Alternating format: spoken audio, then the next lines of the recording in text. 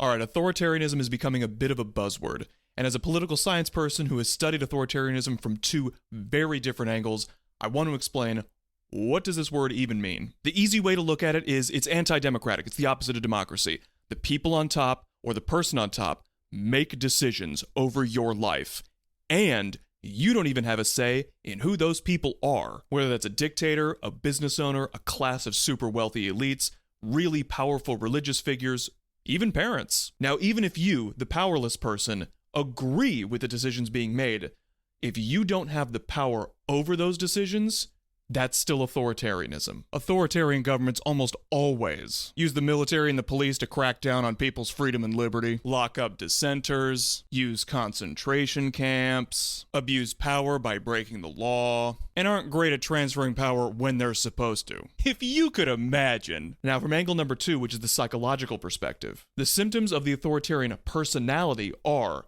submission to authority, aggression against perceived enemies of that authority, and traditional values, or conventionalism. It basically comes down to, I grew up being told, this is the way that you have to live, and if you don't live by my way, or you're part of some different group of people, some different identity, then you're the enemy. And authoritarian submission, and I don't know if this is obvious, but it basically means you submit to authority, and that's not just in terms of what you do in terms of actions, it's also up here. You submit mentally, you don't question authority. And you'll believe any lie, no matter how ridiculous and stupid. Now, there are symptoms beyond those necessary 3. They include mental rigidity and stereotypical thinking, a preoccupation with toughness and power and dominance, cynicism about human nature, basically thinking humans are like all sinners, sexual inhibition, avoiding introspection, and a tendency to project undesirable qualities onto other people. Oh look, I already did a video on that. Sources on this include the works of Bob Altmaier and the book The Authoritarian Personality.